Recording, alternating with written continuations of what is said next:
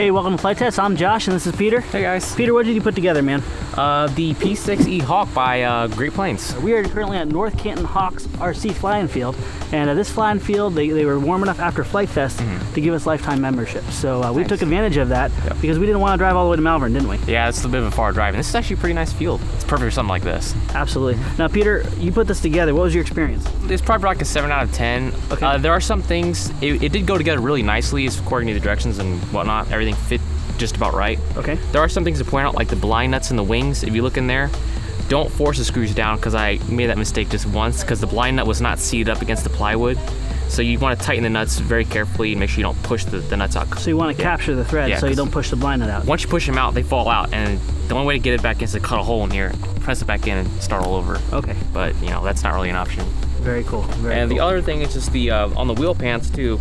The lock nuts don't actually lock onto the threads. They're a little too short. Okay, so unless you want to put your nuts on backwards, it's not going to lock very good. So use Loctite. Yep. You know, one thing where this may have some hiccups putting it together. One thing is its beauty. This is probably the most beautiful balsa wood plane we've ever flown. I love the trim scheme too. I hope it flies as good as it looks. There's also one thing we want to let you know, and there's no way to overcome this, but in this model, to get the CG right, the way you got to put the battery in is quite difficult. It's pretty much awful. It's probably like a 2 out of 10. I struggled with this thing for quite a few minutes. You'll probably will too. I got small hands. Josh, how big are your hands? Yeah, a little bit bigger. And I have trouble with this, so it was a little difficult. Just be aware of that. Just take your time. Don't be angry. And you had 2 different prop options. What did you end up using on this? The 1365. Okay, 1365. Yep. Also, it's a really, really big motor. It's kind of weird though, because it flies off a 2200 of all things. You think they want specs too? Huh? They probably do want specs. Okay, we should probably do that. Specs.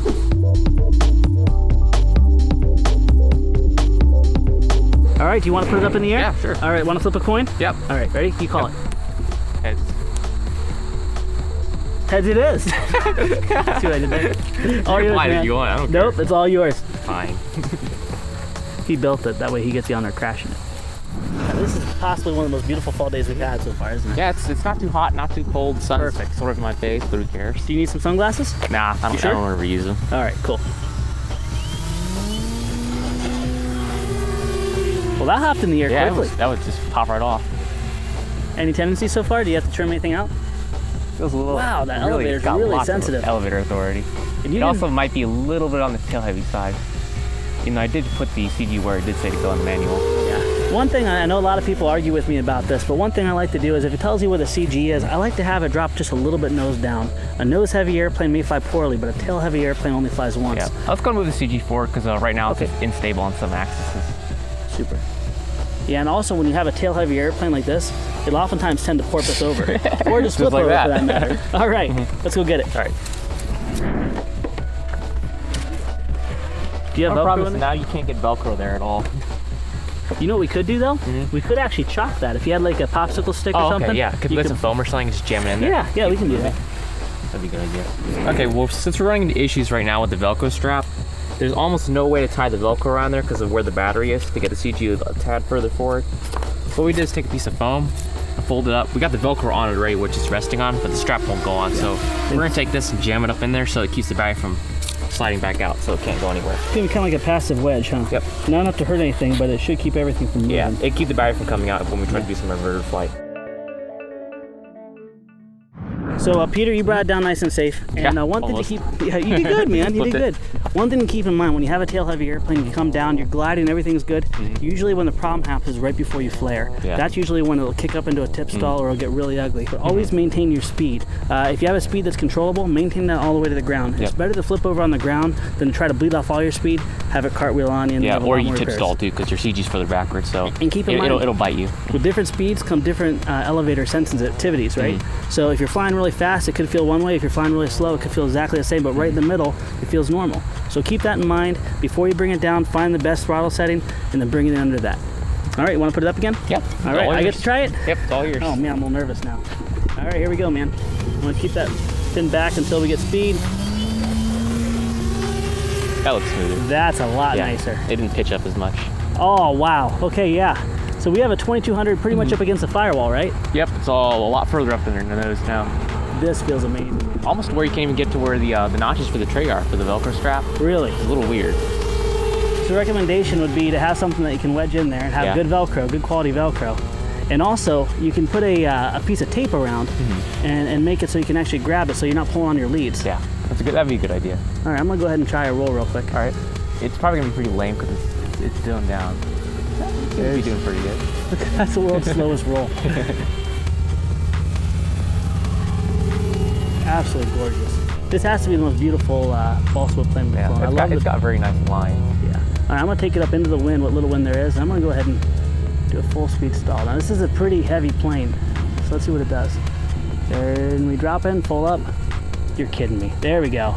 Always maintain and recover your speed before you try to pull up. If you try to fight it, you're just gonna stall the wings again. And most likely you'll go the other way, and by then you're just too low, so you'll hit the dirt. And if you hit the throttle too aggressively, what happens is the torque of the motor will carry you.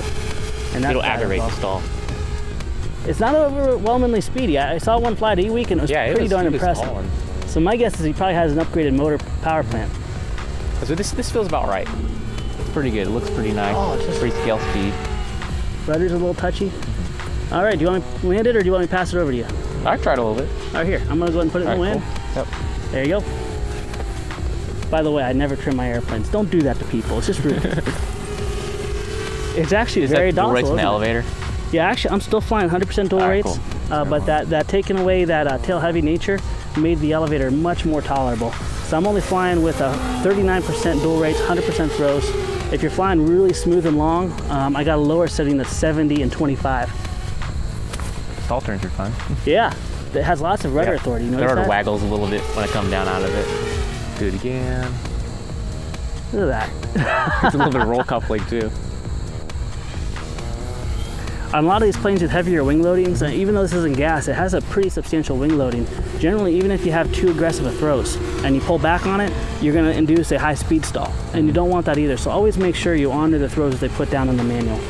The average is not too bad. No, it looks good. Yeah. The roll it's pretty coupled in there pretty good though. Yeah. But you can do it. Yep. Hey, do a nice long lazy loop. This is always fun. See how it tracks through that loop. That's pretty nice, man. Beautiful. Should I try inverted? Yeah, I flew it. I did a 2-point and it was great. What do you think of that? Not too bad. It does not like to stay upside down, never mind. No. It's trying to fall out of it. It's either going to roll left or right. I see it kind of wobbling back and forth. What do you think this skill level is? I would say this is about a good, probably 4th or 5th plane. 4th or 5th plane? Because I'm starting to notice some tendencies are here where you just kind of fly through the airplane, where other airplanes just don't do some of the stuff it does. Well, this is definitely a scale airplane. I don't think they exaggerated any features to take out any bad tendencies either. So this is plane that you want to look at the original, how it flew, and you want to fly it that way. Yeah, you want to fly like that. It's not a bang around plane where you just bang the sticks around all willy-nilly and hope for the best. One thing that really shocked me about this was the fact that you didn't have to coordinate too much. It really is somewhat bank and yank. Yep. Did they do anything on the control linkages? Did they give you any offsets or remove their control horns at all? I didn't see anything in the manual. I just kind of assembled it. Awesome. All right, should we bring it on and land it? Yeah, bring it around and land it. And you know what? We have a lot of great folks here from this local RC club. Let's pass the transmitter to them. This is probably where you wish you had a little bit of headwind, huh? Yeah. Nice. Looking good, man. I can't see past you guys. he literally touched down right where the cameraman and the sound guy are. So you did good, man. All right, let's go get it. All right, cool.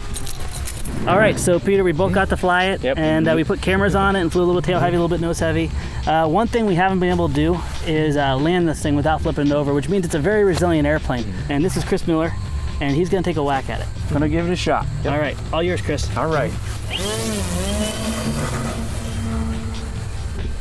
Now, Chris, you fly gas too, don't you? Yeah, I fly 50cc gas, fly electric, fly a little bit of everything. Nice. It really doesn't like inverted. No, it doesn't like It inverted. tries to fall out all the time, one way or the other. Wonder if these things were meant to fly inverted.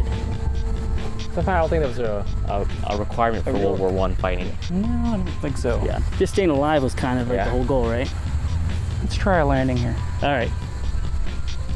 Oh, I left it on high rates on the landing, and I think you need it. You think you need Yeah, it? you need the high rates to keep the tail down. You need the whole full flare thing going on. As huh? soon as it scratched, it just Yeah. yeah, If I would have had takes just the a wheel little bit right more of a blip on the throttle, I think it would have stayed on the gear. What do you think about the skill level? What would you call this? I would call it intermediate to advanced. Intermediate to advanced? It's a scale bird, isn't it? Yeah, yeah, and it flies very scale. Awesome, awesome. Well, is it still in one piece, Dave? All right. That thing's tough. I'll give it that. There he is. Now this is Wardell Alexander, and brother, I bump into you all the time at All the Aerotech. time at Aerotech Hobbies. Yes, yeah, it's kind of like a exactly. gathering place. It is. And he's gonna see if he can get this thing down without flipping it over. All right. All right, can you see it okay?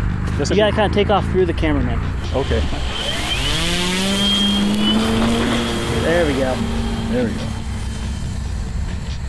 Now, I know a lot of people are gonna be saying, oh, it's hard to land, it's a bad plane. No, it's a scale plane with scale wheel pants. And when you get small little tiny wheels this big, this is one thing you're gonna have to That makes overcome. it difficult.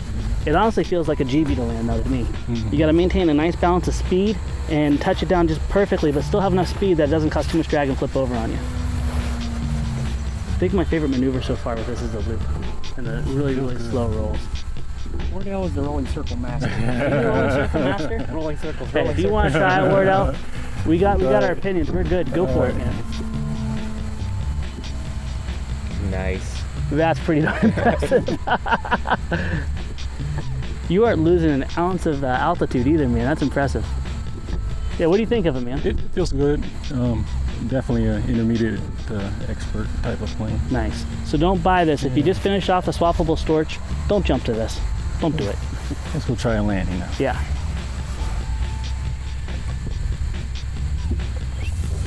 Oh. Still did. That was That was tried. That was just beautiful. We all thought for perfect. sure. That was about as good as it's gonna get. All right, yeah. You know, from that point on, it's the grass. If you're landing in the Yeah. putting green, you would have nailed that one. All right, great. Hey, thanks a lot. I Great job, appreciate man. it. Hey, Thanks, what's your guys. thoughts on it? Would you recommend this? Oh, yes, I would. Yes, I would. Not for the novice or Not the for the beginner. beginner and all, but it's a good scale plane. Gotcha. Flies nice. This honestly, the tendencies, the way it felt, kind of carried some of the similar characteristics of World War II heavy fighters. Yes, You know yeah. what I mean? You got to really work that throttle. You don't relax on the throttle. You don't just chop it and put it down on the ground. You always manage that throttle and Right. your flare in every aspect of flight. You keep your finger on that left stick. Exactly. Rudder Fly and to the throttle. ground. You got it. All right, thanks, Great. Hey, man. thanks a lot. Good No, job, guys. appreciate Appreciate it. Good Thanks. job, Chris. Friends, I want to thank you all for watching. I want to thank you for being part of the hobby community. I want to also thank North Canton RC Hawks for being so hospitable and allowing us to come out and use their field and have some fun. Please don't forget to subscribe. Don't forget to go to the store. Check out all the new products. We have new releases almost every month in our store with a lot of fun stuff. And keep your suggestions coming. We always listen to them. We always try to fulfill them. All right, you want to put another battery in it? Sure. We got it. We got to land without Yeah, flying over let's try to sometime. land it smoothly just once. You got it. See you next time.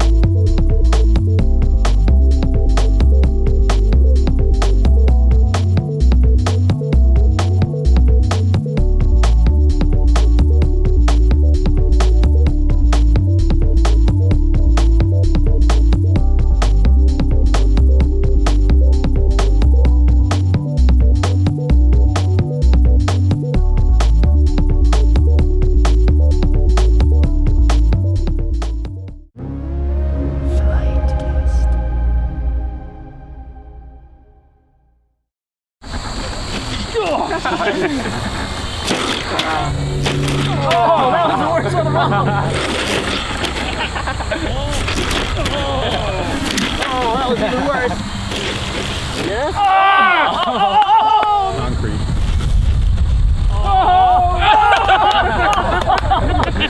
Just when it slows up.